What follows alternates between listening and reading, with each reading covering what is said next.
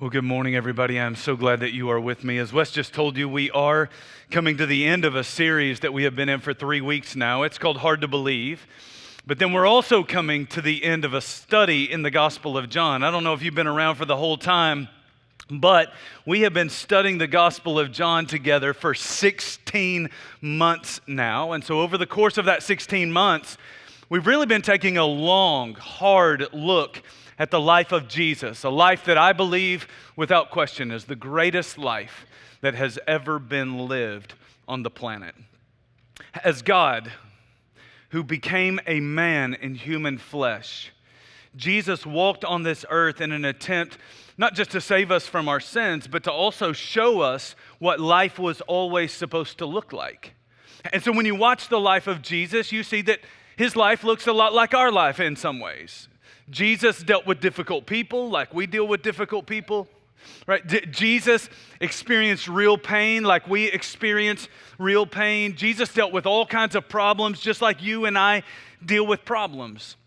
And so in so many ways, Jesus lived life just like us. But in so many ways, Jesus also lived life way better than us. And I say that because when you look at the life of Jesus, you see something very unique in him. You see that Jesus was a man who changed his world rather than being the kind of man who lets the world change him. And so if you are a follower of Jesus, I want to ask you before we end this study, is the world changing you, or are you changing your world? When Jesus was on the earth, he spent a lot of his time raising up a group of followers or a team that he would use to change the world after he was gone. When you look at these guys, you need to know there was nothing special about these guys other than they had spent a lot of time with Jesus. As they spent a lot of time with Jesus, Jesus changed their lives, and then Jesus used these guys to change the world. In fact, if you look at our world is radically different because of Jesus. Our values have been shaped by the person of Jesus. Hope exists in the world because of Jesus. Many of the laws that people have in different communities and countries around the world exist because of Jesus. There are churches all over the world because of Jesus. Today, billions of people are gathering together in those churches to worship Jesus. You can look at the world and you can see that lives have been changed. You saw it in the baptism stories. You can see that families have been changed because of Jesus. You can see that communities have been changed because of Jesus. And yes, you can see that countries and even the world has been changed because of Jesus. But before Jesus could ever use these guys to change the world, Jesus had to first change them. And the question is, why? The answer is because they were screw-ups just like we are a bunch of screw-ups, right? If you've been with me studying the Gospel of John, you've seen it over and over again, right? Peter, he was this guy who was always sticking his foot in his mouth. He was a lot like us in that he acts first and then he thinks about what he's done later, right? He was this guy who was just always rushing into things. He was a guy who was impulsive. He was going through life doing whatever he felt like doing rather than doing what he knew he should be doing. Matthew was kind of a screw up as well, right? He was spending his life before he met Jesus just ripping people off as a tax collector in a very crooked profession. You look at guys like James and John. These guys were overly aggressive towards others, and at times they came across as very power-hungry guys. Every one of these followers of Jesus, in one way or another, they blew it in a royal capacity, but Jesus changed them, and then he gave them a fresh start or a second chance. And I'm telling you, he wants to do the exact same thing in your life and in my life.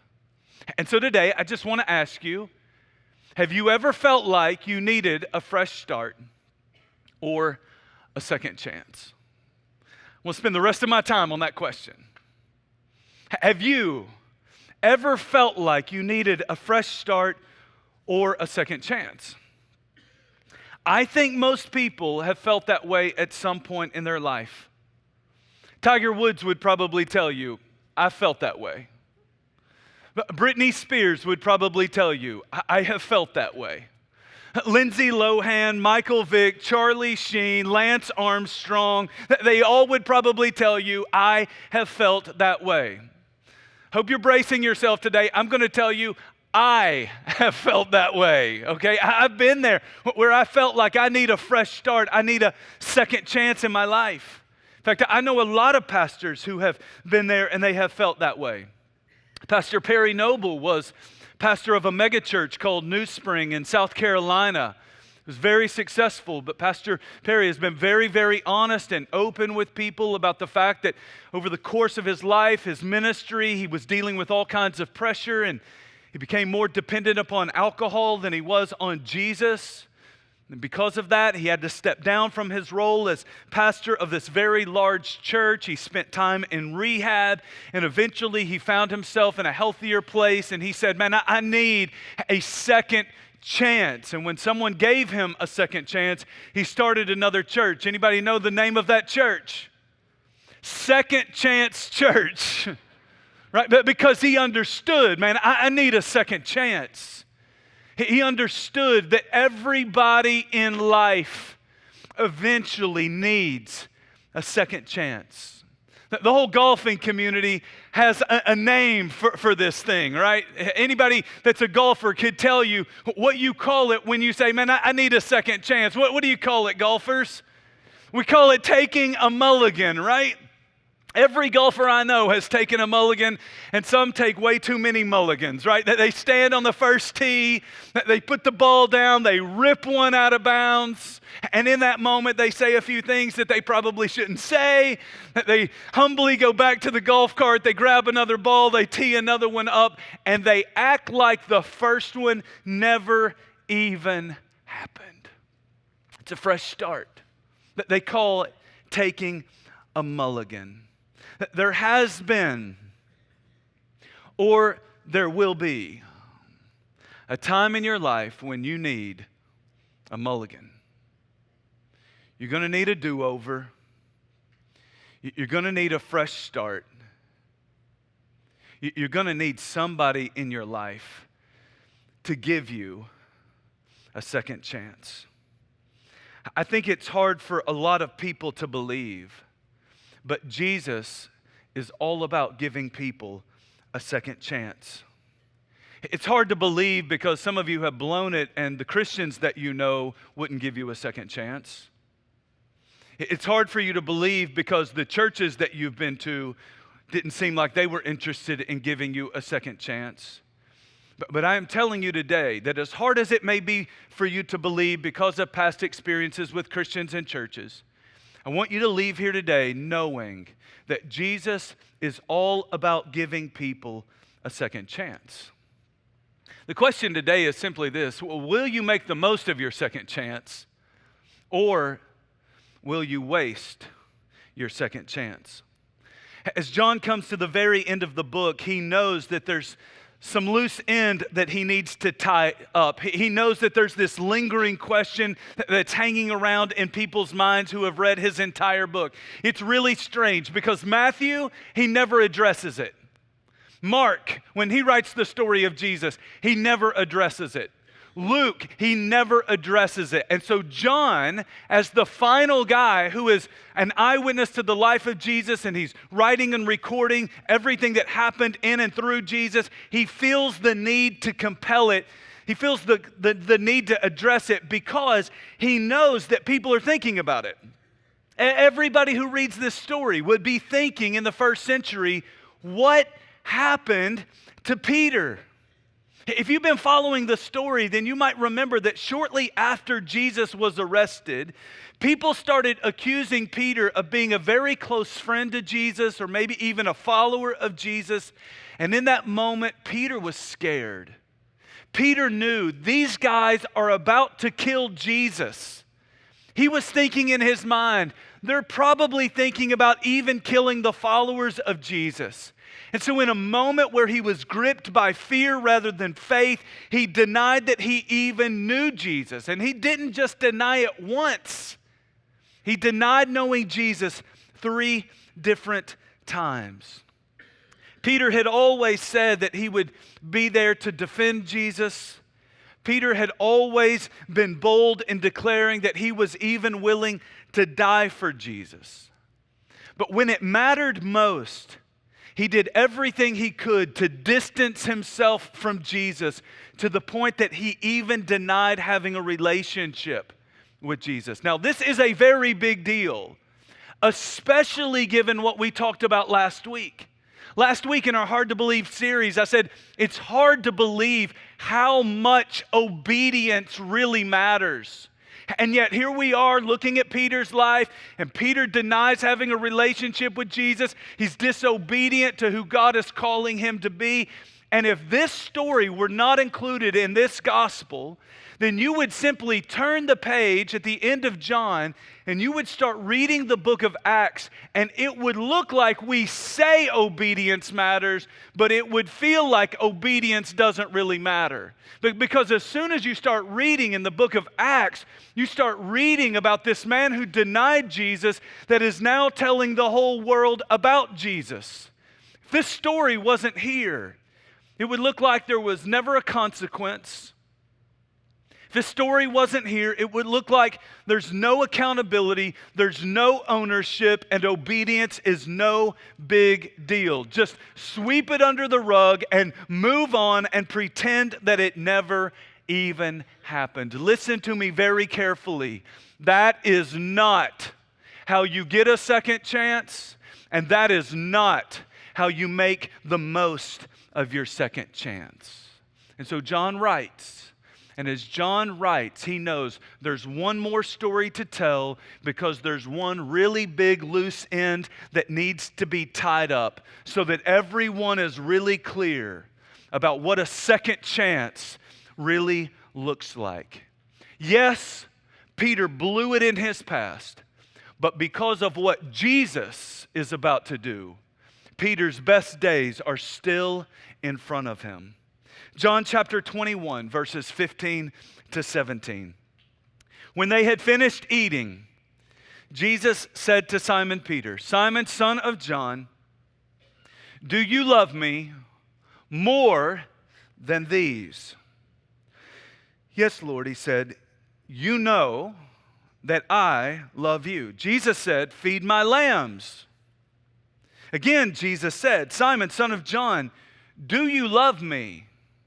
He answered, "Yes, Lord, you know that I love you." Jesus said, "Take care of my sheep." The third time he said to him, "Simon, son of John, do you love me?" And Peter was hurt because Jesus asked him the third time, "Do you love me?"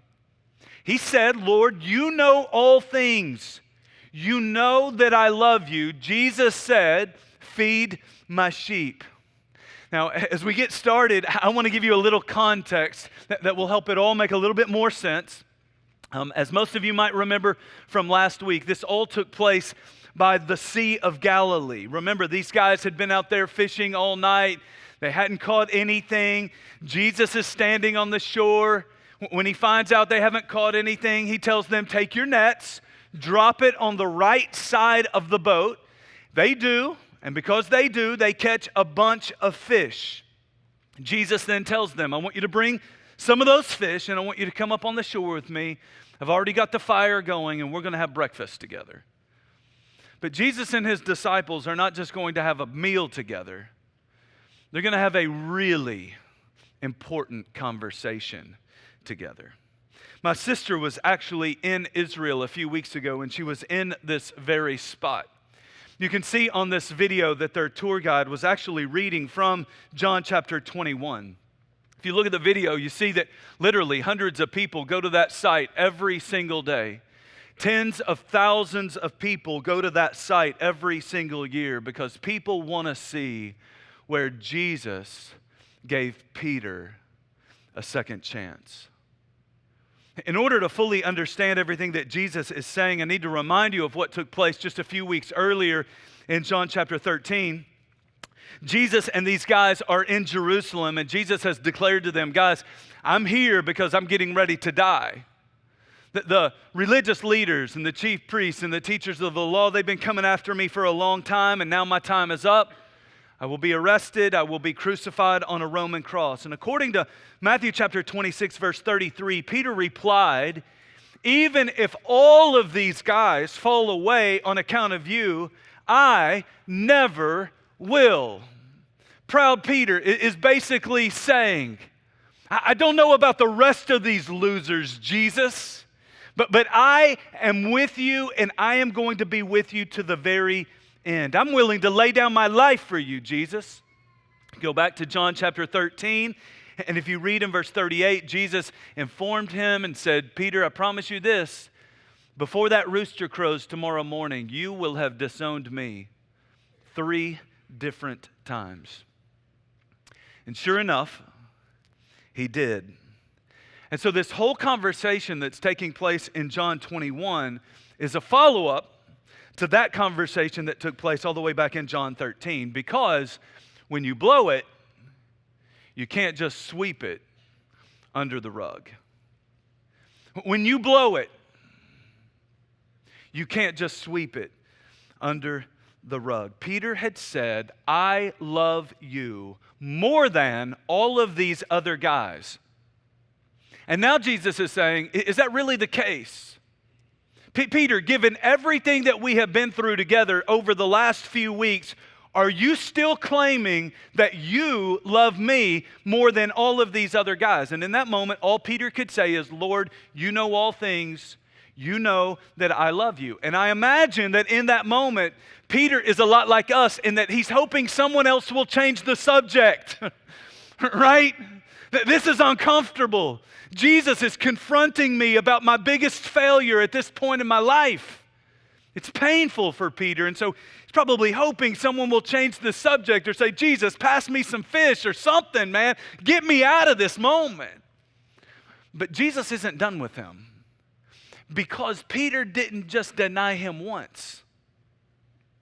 Peter denied him 3 different times, and so Jesus is going to make him own up to it 3 different times. Now, I need you to know this. Jesus isn't doing that to pay him back.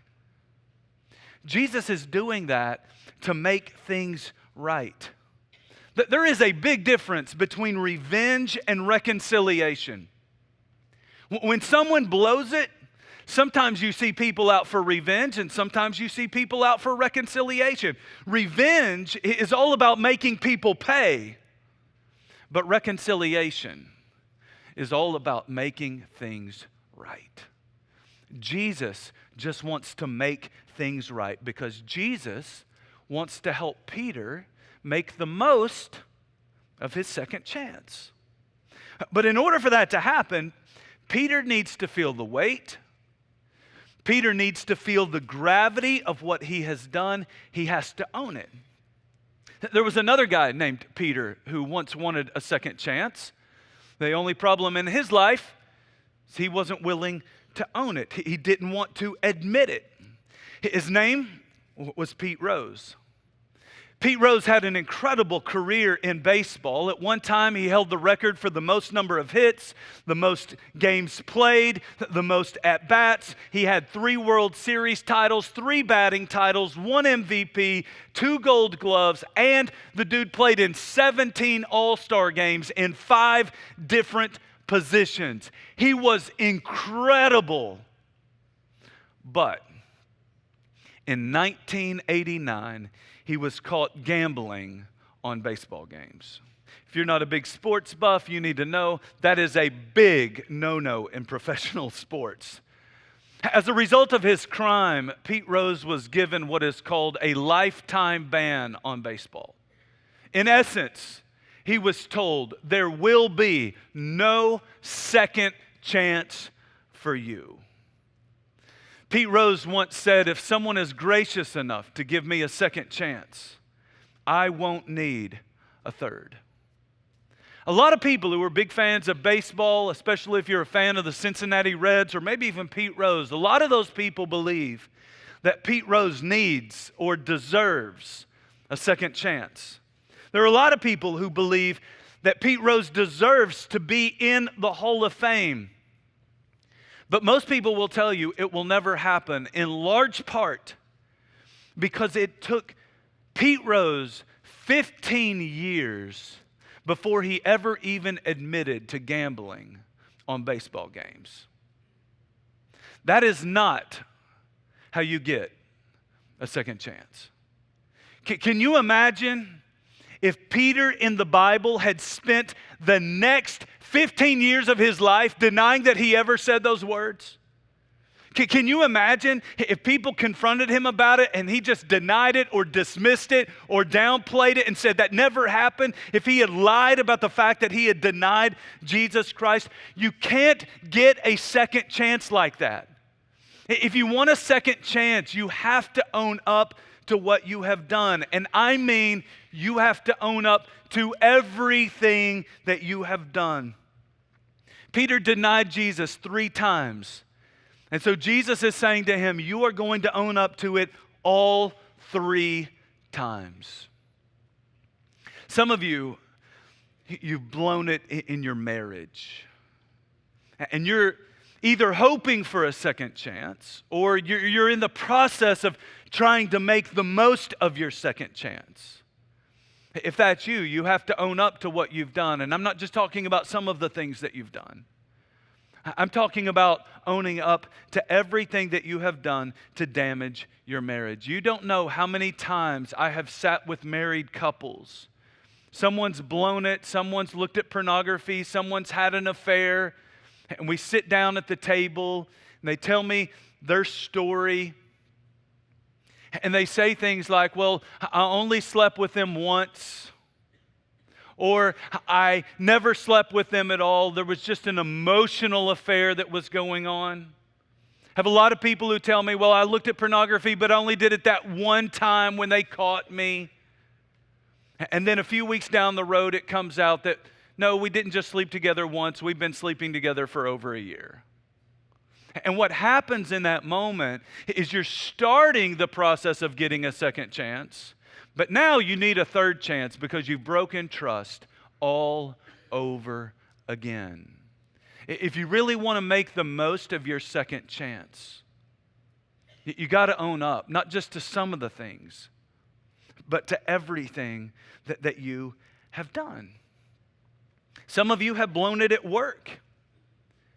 If you want your boss and your team to give you a second chance, and if you really want to make the most of your second chance, you have to own up to what you've done. You have to own up to how you let your team down. You got to own it. Some of you, you've broken trust with a friend. You've damaged a dating relationship that you're in. If you've blown it, you've got to own it. You can't deny it. You can't downplay it. You can't dismiss it and act like it's no big deal. You have to own up to it. And in many cases, you need to hear me say this, that often requires a public apology. That's what's happening right here. As Jesus, Peter, and the rest of these disciples are having breakfast by the Sea of Galilee, Peter has denied Jesus in public. And so now Jesus is giving him the opportunity to correct what he said in public. He denied his love for Jesus in public. Now he's given the opportunity to declare his love for Jesus in public. Peter, do you love me? Jesus asked him 3 different times. It's a public opportunity for a public confession. Even celebrities and professional athletes understand the importance of a public apology. It's why they hold press conferences, right? If they've blown it publicly, they feel the need to own it publicly. You see, it's one thing to apologize in person, but it's a completely different thing to apologize in public, and I really want you to understand why. If a few people know what you've done, they will be looking to see if you're ever going to do it again.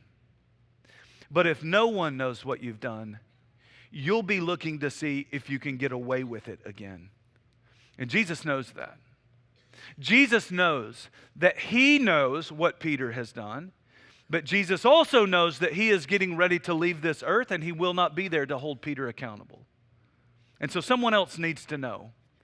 And so the other followers of Jesus are in on a conversation so that they can know what Peter did and so that they can help keep Peter accountable. I'm telling you, it's one thing to confess in private and it's another thing to confess in public. It creates a healthy sense of peer pressure, creates a healthy sense of accountability. That kind of thing is not intended to embarrass you. It's only intended to help you. Now, I want you to hear me say this because some of you are like, man, I do not want to tell people. But listen to me. You don't have to tell the whole world. Jesus didn't make Peter tell the whole world. He didn't hire a plane that would fly over the Sea of Galilee with that little tail on the end saying, I denied Jesus 3 times, signed Peter, okay? He didn't make him buy a billboard on the road to Damascus. And you do not have to go home and post all your dirty secrets on Facebook today, okay? I'm not telling you to tell the whole world, but I am telling you that someone in your life needs to know about what you've done, not so that they can always remind you of what you've done, but so that they can protect you and make sure that you never do it again. You see, here's the truth. You don't just want a second chance. You want to make the most of your second chance. And that's what Jesus is doing for Peter. What Peter is living through as they eat breakfast together is incredibly hard. And so I really do admire Peter for what he said and how he endured it. But I'm going to tell you, I also love Jesus for what he said. Jesus makes one thing very, very clear. He wants everybody to know I still love Peter and I am not done with Peter. Yeah, Peter denied me, but I am not done with him. I'm not writing Peter off. I am here to give Peter a second chance. Peter needed to hear that, and I'm telling you that a lot of you need to hear that. You need to hear that just like Jesus was willing to give Peter a second chance, Jesus is willing to give you a second chance. Peter needed to hear it. The other apostles needed to hear it as well. And so Jesus tells Peter, Peter, if you love me, then I've got a job for you to do. I want you to feed my sheep. He knows I'm getting ready to start the local church. He's telling Peter and all of the other disciples, Peter is going to be the guy who is going to lead this new church. He's saying, Peter, I want you to teach my people and I want you to take care of my people. Some of you, you're like Peter today and you need Jesus to give you a second chance. You need other people in your life to give you a second chance. But listen, some of you here today, you need to be more like Jesus. Some of you need to give someone else in your life a second chance. You need to be willing to be gracious. You need to be forgiving just as Jesus has been gracious and forgiving toward you. I had a man tell me one time, he said, if you read the Bible long enough, you will see very clearly that God never uses anyone greatly until he first breaks him severely. Before all this happened, I don't even think Peter was ready to lead the church. Peter was cocky. Peter was prideful. Peter was emotional. Peter was irrational. Peter was compulsive and impulsive, and he would just run around and he would do things without thinking. But now, because of this experience and this conversation, Peter has been humbled. And so Jesus is now pivoting, saying, we have dealt with this, now we need to move on. Jesus wants Peter to get his mind now off of the problems in his past, and he wants Peter to get his mind on the purpose that Jesus has for his future. This is another big part of the healing process. It's another big part of making the most of a second chance. See, Jesus is saying to Peter, when you've dealt with the past, you don't have to keep on living in the past. And yet a lot of people get stuck in the past because they haven't dealt with the past, and other people get stuck in the past because they don't have a God-given purpose that is pulling them into their future. Don't be that kind of person. Don't get stuck in the past. Get your mind on the future. In this moment, Jesus is saying to Peter, I have forgiven you, dude. You have got to forgive yourself. In this moment, Jesus is saying to all of the other apostles, I have forgiven him. You also need to forgive him. Let's all of us stop thinking about what Peter did, and let's start thinking about what I have called him and created him to do. And because of that, Peter went from denying Jesus to living his life just like Jesus. He made the most of his second chance. If you turn the page and you were to keep reading the book of Acts, you would see very clearly that Peter was a changed man. You would look at Peter's life and you would see that he is far more humble. You would see that he is far more brave. You would see that Peter is not a perfect man, but he is a much more godly man. You could say that the change that took place in Peter's life was so radical that it was hard to believe. But the story doesn't end there, because Jesus did not just call Peter to live like him. Jesus also called Peter to die like him. John chapter 21, verses 18 and 19. Very truly I tell you, Peter, when you were younger, you dressed yourself and you went where you wanted. But when you are old, you will stretch out your hands and someone else will dress you and lead you where you do not want to go. Jesus said this to indicate the kind of death by which Peter would glorify God. Then he said to him, follow me. Jesus expected Peter to be faithful to him in life, but Jesus also expected Peter to be faithful to him in death. Peter, not just asking you to live like me, I'm telling you that you are going to have to die like me. Now, this was a really big deal in Peter's life, because the whole reason that he denied Jesus in the first place is because he was trying to avoid crucifixion. He was trying to save his own neck. He knew they're killing Jesus. They're probably going to kill followers of Jesus. And so that's why he denied knowing Jesus. Now Jesus is telling him the day is going to come when you will find yourself in the same situation, facing the same temptation all over again. Just like they stretched out my hands and nailed me to a cross, they are going to stretch out your hands, Peter, and they are going to nail you to a cross. He's telling Peter that when that happens, you cannot make the same mistake again. A lot of people get a second chance.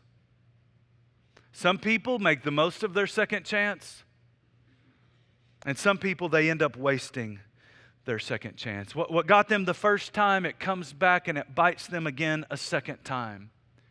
See, Peter has a weakness, and that weakness has now been exposed. And so when Satan looks at Peter, he knows where Peter is incredibly vulnerable. And I'm telling you that when Satan looks at you, he knows where you're vulnerable. When Satan looks at me, he knows where I am vulnerable. But when that day came in Peter's life, Peter was ready. But because Peter knew this day is coming. And so what's the old saying? Fool me once, shame on you. Fool me twice, shame on me. Why do we say that? Because we all know we should learn from our mistakes so that we never repeat those mistakes. That's what we've all got to do in our lives. And so as we wrap it up today, I want to end by asking you 4 questions. Number 1, have you owned up to your mistakes? Have you sat down with Jesus and really owned up to what you have done? Have you ever asked Jesus to forgive your sins? Have you ever asked Him to lead your life so that you don't continue making those same mistakes over and over again? If not, today can be the day where you get a fresh start, you get a second chance, you get the grace and the mercy and the love that Jesus came to give the world and give it away freely.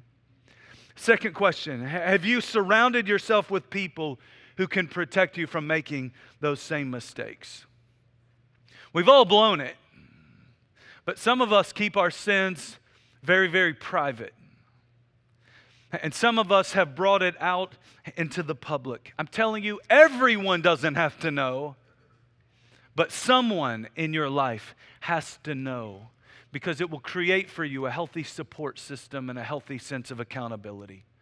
Question number 3, have you learned anything from your mistakes so that you don't repeat those mistakes? What do you learn about yourself when you blow it?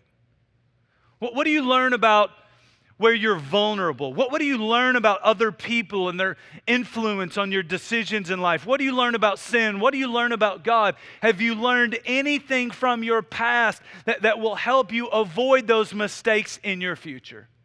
And then finally, number 4, are you focused on the problems from your past, or have you embraced God's greater purpose for your future? Listen to me. God had something great for Peter to do.